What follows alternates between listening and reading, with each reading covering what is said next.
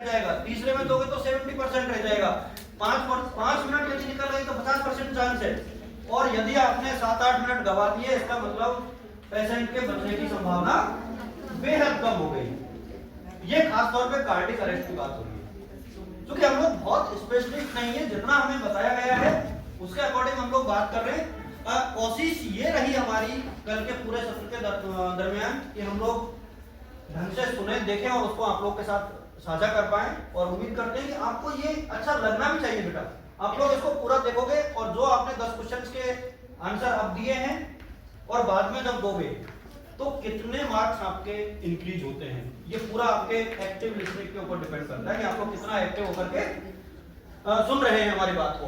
Sir next, basic principle of emergency care, यानी कौन कौन सी जो बातें हैं जिनका आपको ध्यान रखना है, कौन कौन से 3 सिद्धांत है। Scene safety. अब ये सीन सेफ्टी क्या है, मतलब आपको पहले जो है ना ये इंश्योर करना है। जो हमें एग्जांपल दिया गया था वो ये था कि माना कि आपके सामने कोई डूब रहा है, सब केएसटी में छलांग लगा दिया आपके सामने से जाते जाते किसी ने, आपकी घटना है। अच्छा, आपकी कोई बहुत क्लोज फ्रेंड थी, आप क्या करोगे बताओ, क्या करोगे, कैसे रिएक्ट करोगे। एक आध तो इतनी भावुक होंगी। खास तौर पे हम लोग एग्जांपल देखते हैं कि यदि छोटा भाई डूबने लग जाए तो उसकी सिस्टर यदि वहां पे मौजूद है तो वो कूद जाती है बगैर ये सोचे कि उसको खुद को भी तैरना नहीं आता।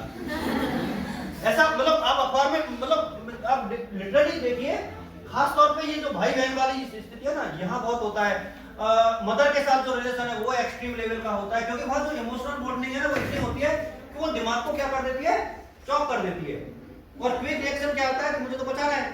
अब वो इस प्रक्रिया में क्या भूल गए, खुद की सुरक्षा को भूल गए, यानी एक जिंदगी की जगह 2 जिंदगी दांव पे लग गई। कई बार ऐसा होता है कि दोस्त नहाने गए, एक दोस्त डूबा, उसके पीछे 3 दोस्त और डूब गए उनको बचाने के लिए, क्योंकि तैरना उन्हें भी नहीं आता था। तो पहले खुद की सुरक्षा को एश्योर करना है, ठीक है। उसके बाद चेक रेस्पॉन्स। अब इसमें हमें बताया गया था कि रेस्पॉन्स कैसे, अब जैसे अपन गए रोड पे कोई व्यक्ति पड़ा हुआ है तो आप लोग कैसे चेक करोगे, तो हमें यह बताया गया था कि पहले आप उसके कंधे पर टैप करोगे कि वो होश में है या नहीं। अच्छा, टैप बहुत ऐसे नहीं होती, धीरे थोड़ा तेज, जिससे कि वो रिएक्ट कर पाए। यदि वो बिल्कुल बेहोश है, उसने कोई रिएक्ट नहीं किया, तो दूसरा स्टेप आपको ये देखना है कि उसकी सांस जो है चल रही है या नहीं। तो सांस चल रही है नहीं, उसको कैसे चेक करोगे, नाक के सामने 2 उंगली ले जाकर, ठीक है।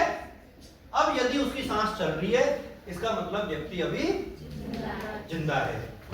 तो हम एक अलग तरीके की इमरजेंसी टेक्निक यूज करेंगे। अब माना कि आपको लग रहा है कि सांस बंद है और उसके साथ जो भी घटना हुई है वो कुछ समय पहले ही हुई है, तो हमें पहला स्टेप ही क्या लेना है, सीपीआर, पहला स्टेप।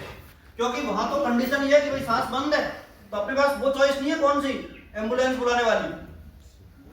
हाँ, यदि सांस चल रही है तो हम लोग एम्बुलेंस को कॉल कर सकते हैं। अच्छा, एम्बुलेंस के नंबर क्या अपने यहाँ 108 और 112 और इमरजेंसी देखो, ओनली एम्बुलेंस के लिए तो क्या है 108, लेकिन सभी प्रकार की इमरजेंसी के लिए जो नंबर है वो क्या है 112 112। ये ध्यान रखना है, ये नंबर का ध्यान रखना है, सुरक्षा के लिए भी है। हालांकि 108 तो बहुत जल्दी क्विक रेस्पॉन्ड करता है, 112 को मैंने कई बार यूज किया, उतना जल्दी रेस्पॉन्ड नहीं करता, बहुत बार यूज किया है, सुरक्षा के लिए होता है सब। लेकिन 108 जो है मोस्टली एक्टिव है, ठीक है ना बेटा।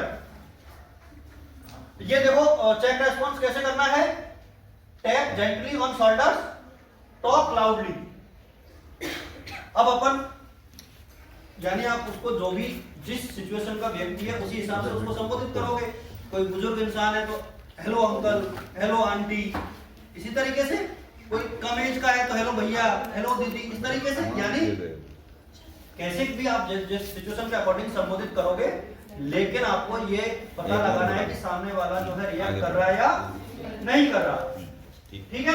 एक स्टेप ये हो गई। इसके बाद